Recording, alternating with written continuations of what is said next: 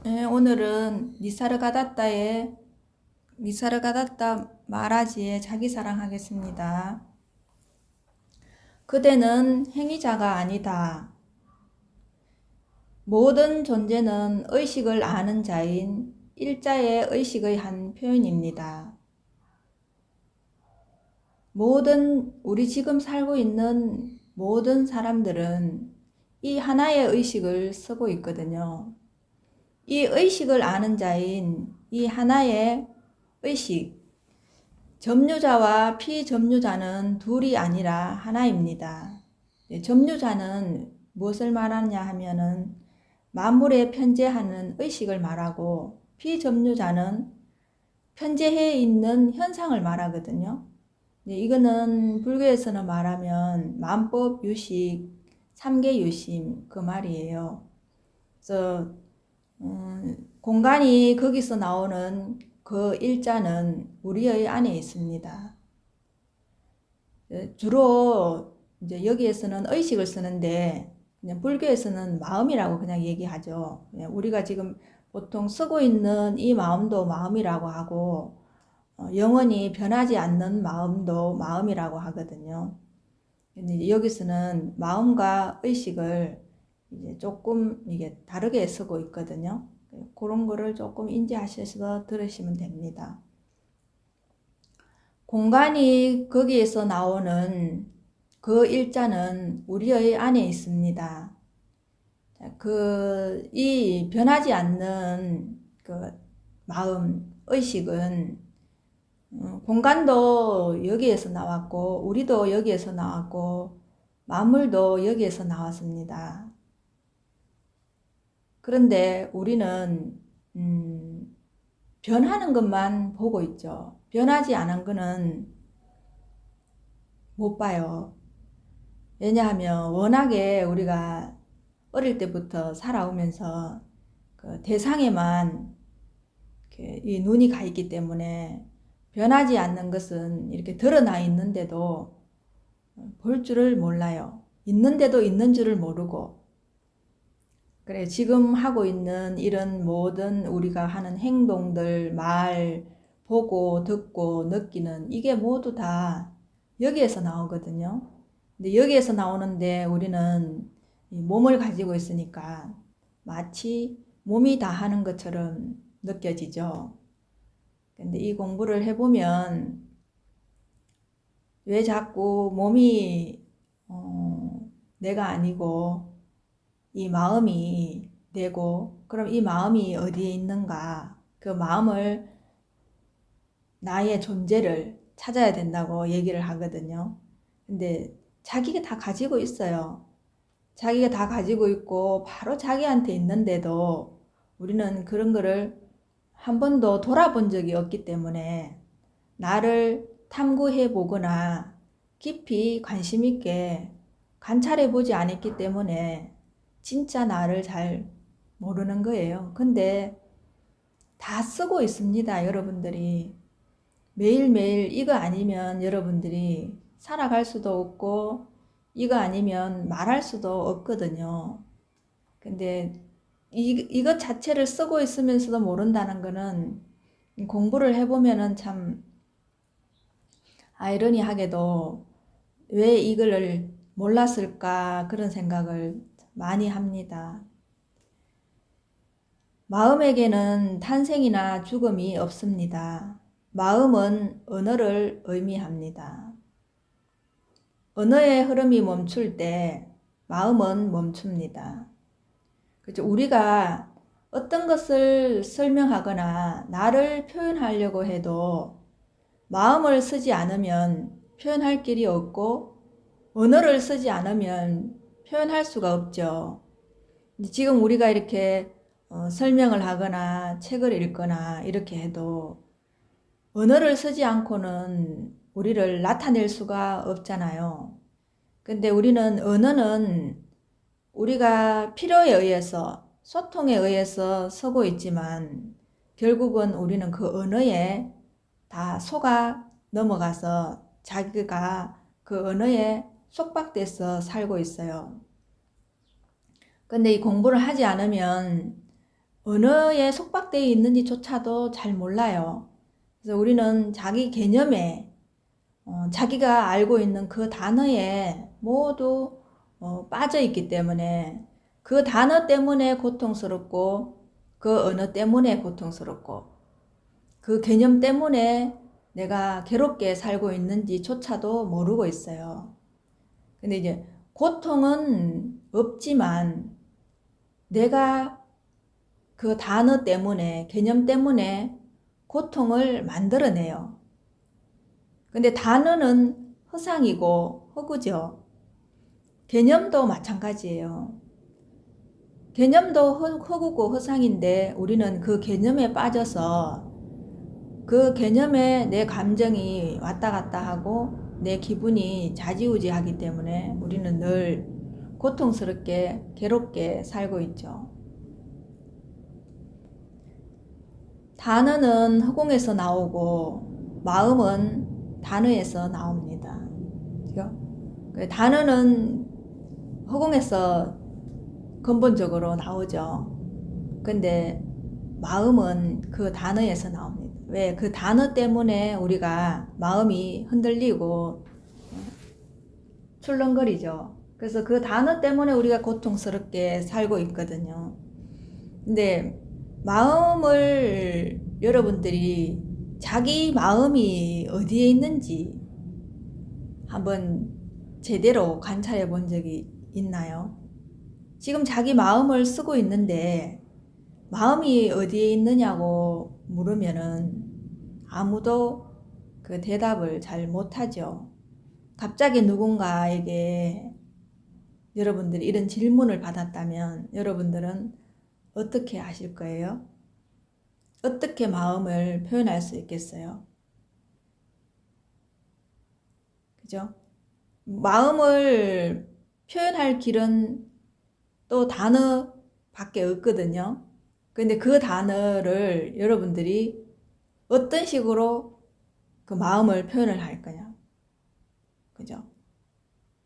여러분의 행동은 여러분의 마음에 따라 있습니다. 실은 여러분은 행위자가 아닙니다. 여러분의 행동은 여러분의 마음에 따라 있죠. 마음이 어떤 마음을 가지고 있느냐에 따라서 행동이 나오겠죠. 근데 또 내가 어떤 개념을 가지고 있느냐에 따라서 그 행동이 나오겠죠. 만약에 내가 선한 마음을 가지고 있다면 선한 행동이 나올 것이고 또 악한 마음을 가지고 있다면 악한 행동이 나오겠죠. 또 내가 가지고 있는 기존에 가지고 있는 고정관념대로 그 행동이 나오겠죠. 누군가는 그걸 봤을 때 괴로운 사람이 있고 똑같은 걸 보는데 누구는 그 일이 괴롭지 않고 그냥 볼만하고 어떤 사람은 또 그것이 기쁠 수도 있어요. 그죠? 그런데 내 마음에 따라서 그게 다르다라는 거는 사실은 실제가 없다라는 거죠. 보여지는 대상은 실제가 없다는 거죠. 내 마음에 따라서 괴롭거나 즐겁거나 그렇지 않거나 그렇잖아요. 근데 우리는 마치 그 대상이 나를 괴롭게 하고 대상이 나를 힘들게 한다고 생각하거든요. 근데 이걸 자세히 자기한테 가지고 와서 자기를 한번 비춰봐요. 자기를 비춰보면은 그것이 얼마나 실체가 없다라는 것을 알게 되거든요. 특히 감정 같은 것들은 어떤 말을 한 순간 듣는 순간 여러분들 감정이 훅 올라오게 되죠. 그 감정은 가만히 자세히 보면 실체가 없거든요. 그냥 내가 가지고 있었던 그 기존의 개념, 고정관념 때문에 그 감정이 훅 올라왔다가 그걸 자세히 관찰하면 그 감정은 슬며시 그냥 사라져요. 연기처럼. 그런데 바깥에 일어나는 모든 일들은 똑같이 보이지만 내가 감정이 일어나지 않을 때는 그게 아무런 내한테 영향력을 발휘하지 못하거든요. 근데 내가 기존에 가지고 있었던 고정관념 때문에 그 감정에 휘말리게 되고 또는 그 감정에 내가 괴롭게 되거든요. 근데 그 감정은 내가 자세히 보면 그 어떤 것에도 나를 얽어매거나 나를 속박되게 하지 못하거든요. 근데 나는 순식간에 그 감정에 속기 때문에 그 감정에 휘말려서 화가 나고 또 분노가 일어나고 또 그 우울하고 그 본인이 스스로가 스스로한테 힘들게 자기가 스스로 자성자박하는 거예요. 근데 공부를 해보지 않으면은 자기 스스로가 자성자박하는지를 잘 몰라요. 누군가가 그렇게 얘기를 해주면 굉장히 불쾌해요. 당연히 바깥에 나를 괴롭게 하는 무언가가 있지 어떻게 내가 나를 괴롭게 하는가, 이 말 자체도 이해를 못하는 분들이 굉장히 많아요. 네, 여러분들이 오늘 일어나는 일만이라도, 지금 당면한 일만이라도 자세히 한번 자기를 돌아보세요. 어떨 때 자기 감정이 일어나는지, 그리고 그 감정을 끝까지 한번 지켜보세요. 실체가 있는지. 그 안에는 들어가면 들어가 볼수록, 감정 안으로 들어가면 들어갈수록 실체가 없어요. 정말 아무것도 없거든요. 왜? 없던 데서, 갑자기 없던 데서 감정이 일어났거든요. 만약에 감정이 있다면 그 감정이 늘 있어야 돼요. 실체가 있다면. 그런데 여러분들이 어떤 말을 들을 때 그게 지금 허공에서 그 단어가 나오듯이 갑자기 나타났다가 또 인연이 닿으면 그냥 사라지잖아요. 그러니까 그 실체가 없어요. 그런데 우리는 그게 마치 실체가 있는 것처럼 느껴져서 거기에 힘을 보태기 때문에 그 감정이 그 힘의 위력을 발휘하게 되는 거죠. 여러분이 입고 있는 옷이 여러분입니까? 아니지요. 그와 마찬가지로 여러분은 몸이 아니라는 것을 인식하십시오. 이 말도 여러분들이 내 삶이 되기까지는 참 어려워요. 이게 말은 쉬운데 여러분이 몸이 아니라는 것을 인식하기까지는 참 많은 세월이 걸리겠죠.